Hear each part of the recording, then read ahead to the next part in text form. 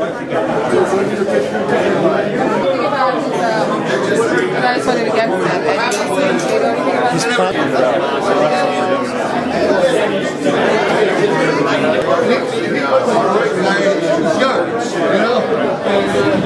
How's everybody doing?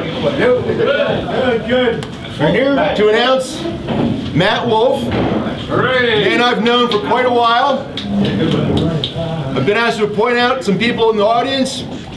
Party Chairman John Taylor, thank you for coming. Board Leader Denise Fury. Candidate for State Rep Mike Tomlinson. Mike, where did you go? Right here. There we go.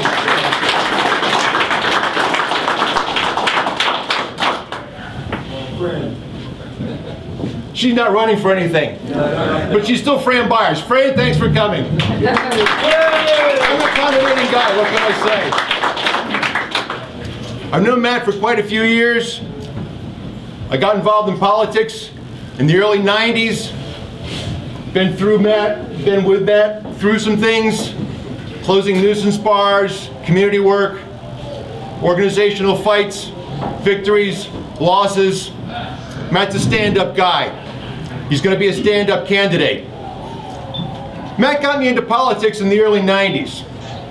He roped me in.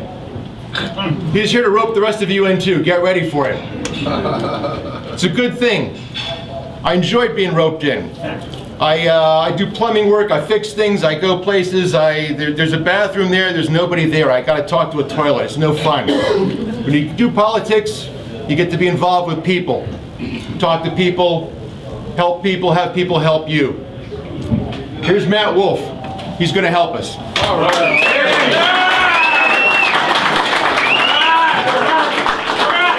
Welcome to West Philadelphia.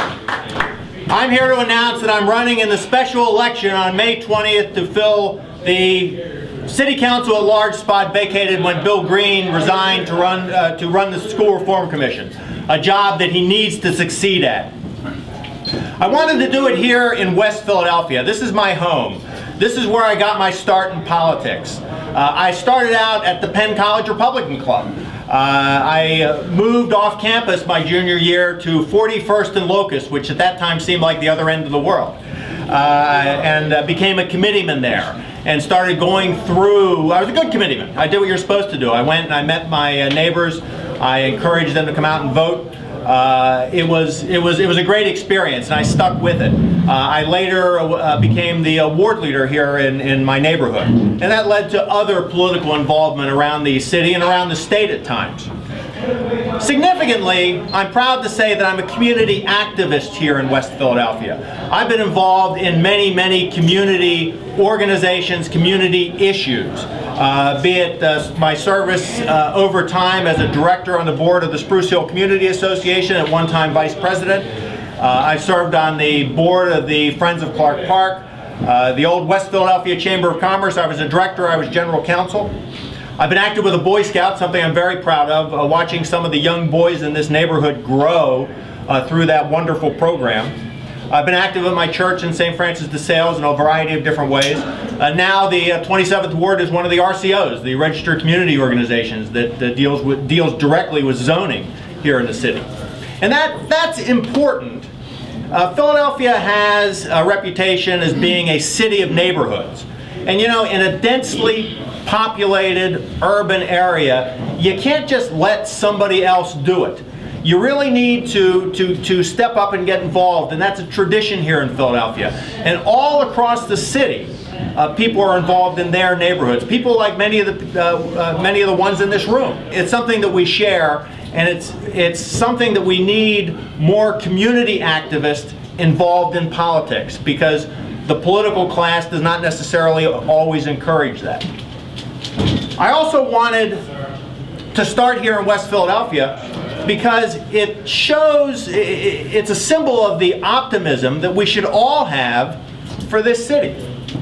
Did anybody drive here on Market Street or Chestnut Street, dodging the various construction projects? And I'm not complaining about that. Those men and women building those buildings that all have family-sustaining jobs. And when they're done, the reason those buildings are being built is because people have confidence that Philadelphians are going to want to live there, or they're going to be able to work there. And a lot of that is the eds and meds, the Penn, Drexel, Penn Health. You don't see, unfortunately, as much of that with our for-profit businesses outside of Comcast. But it shows the direction we can go, and that's happening, frankly, in spite of what's going on at City Hall. Also here in West Philadelphia, you'll see in the neighborhoods, vast improvements. Here in University City, we've had the most dramatic rise in property values in the city, which is a great thing until it comes time to pay your property taxes. But you also see, a good example is the West Shore neighborhood, which has never really been considered part of University City. And it's been plagued over time with vacant homes, with problems. And there aren't many vacant homes in West Shore anymore. Those homes are being rehabbed. People are moving into them. There are vacant lots there, and there are houses going up in those lots. And you see that across the city as more people are interested in living in the city. Neighborhoods that people never thought would come back are coming back, and coming back strong. And again, this is in spite of what's going on at City Hall. Just think, if we had some inspired leadership there, where this city could go.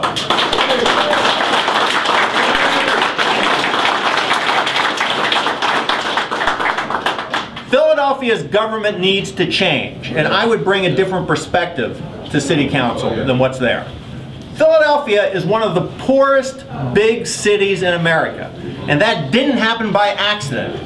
It's a result, there was no natural disaster, there was no Superstorm Sandy or Hurricane Katrina. It was the deliberate actions of the political class, putting their power above what's best for the people.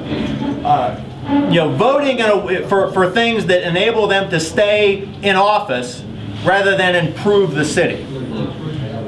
Let's look at our tax structure. Paul Levy, I'll steal a little bit from him. He's been known to say that we have the perfect tax structure for mid-19th century Philadelphia. Commissioner Schmidt, who's got a PhD in political history, would appreciate that. Back at that time, the business of Philadelphia was heavy manufacturing, and it was labor intensive. And a business had to be located near its workforce. They needed to be near the transportation lines. They needed to be on the river. They needed to be near the trains. Those businesses were going nowhere, so they couldn't. So we taxed them, we taxed jobs, we taxed businesses. Have times changed? Yes. We haven't, and heavy manufacturing is not the business of Philadelphia anymore. When you tax jobs and businesses, where do they go? They go across City Line Avenue. They go to Souderton. They don't stay here in Philadelphia. So even if we don't lower our tax rates, and we did everything on a revenue neutral way, we need to restructure our taxes here. And City Council has no inclination to do that. Our taxes, though, are too high anyway. Period. When the last two administrations had a policy of lowering the wage tax, and they were doing it gradually. And anything we do, we have to do gradually. We can't just pull the rug out from under people who've made plans. But we need to restructure taxes. But when we were lowering the wage taxes, and it was too gradual, but it was gradual, it was also significant when you look back. Businesses could predict where the taxes were going to go. That was a tremendous for their planning. They had confidence that the city finally cared about business and jobs in the city.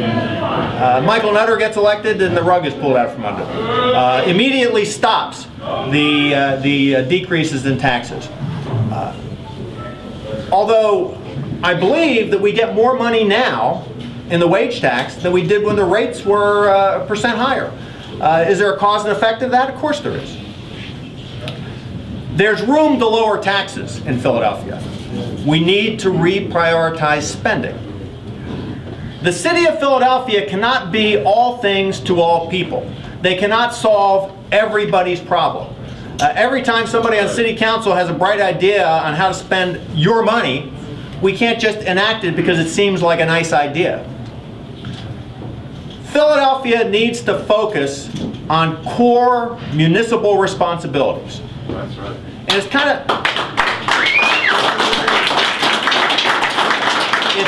of simple. Public safety, public education, Right. may not be sexy, but sanitation, maintenance of our transportation, utility infrastructure. These are the things that a municipal government needs to do. And really, frankly, not a lot else. We need to spend more money on those. And of course, that means we need to cut. And where would we cut? Pretty much anything that doesn't fall into those categories should be on the chopping block. Programs. Google the word program on the city, the Philly.gov website and see what you get as opposed to education or safety. And all these programs do good things. I get that. And they all have special interests that either benefit from them either by receiving a service or by being paid to perform the service. But they're not all municipal responsibilities. You see a lot of money going to economic development. Isn't the best economic development lowering taxes for everybody? Yeah, yeah. Now, most of the economic development programs that I've seen, how many times have you seen them divide it into divide the pie into 10 pieces, and each councilman gets to pick which piece goes to who in their district? That's just flat out political patronage, and that's not advancing economic development in the city of Philadelphia. And no matter how you cut it, is there anybody who's worse at picking winners and losers in the economic development game than the government? Sunday's Philadelphia Inquirer had an editorial. It called the Democrats to task for their selection process in the same race. The Democrats didn't choose, and quite blatantly didn't choose, the candidate that they thought would be best for Philadelphia. They chose the candidate that helped the Democratic machine conserve resources.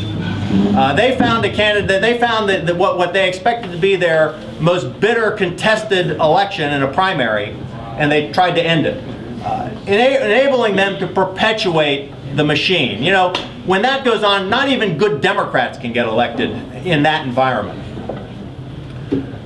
The Inquirer referred to me as a promising candidate.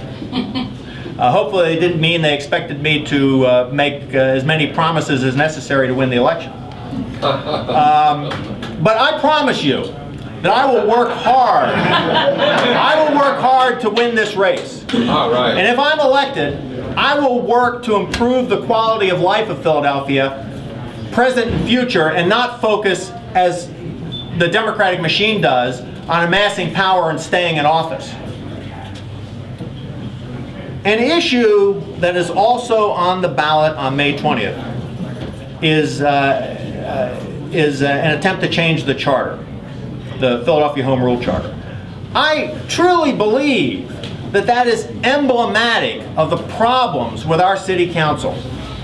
Back in 1951, the charter was enacted by the voters of Philadelphia, and there's been a provision in there ever since that required city council members to resign from city council if they wanted to run for a different political office.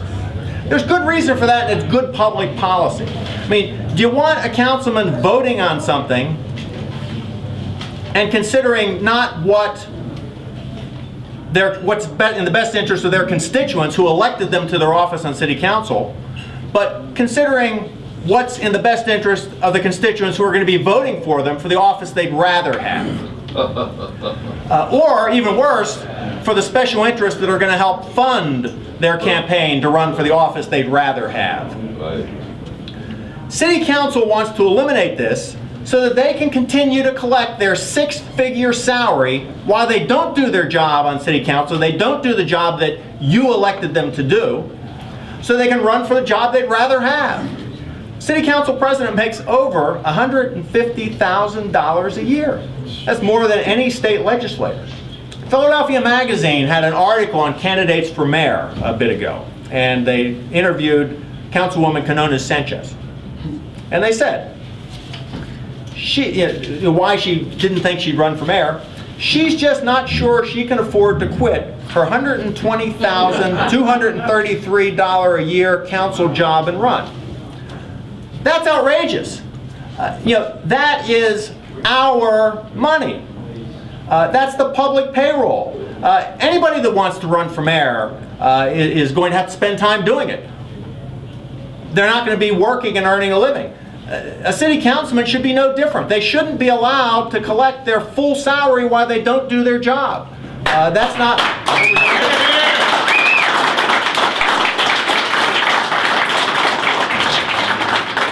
Fortunately, the voters, you get the last word in that.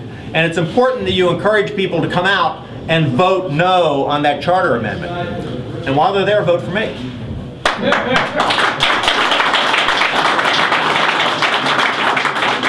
Philadelphia, fortunately, is not Detroit. But that's the direction that the political class has been taking it for what, 3 generations now? We need voters to support a dramatic change in how the city is governed. We need people to step up and get involved in their communities and get involved in politics. It's not just enough to vote on election day. You need to be involved. You need to run for office. That's why I'm doing it. You need to support the changes to strengthen Philadelphia now and for our children. I'll bring a different perspective to City Council. I need your support. Thank you very much.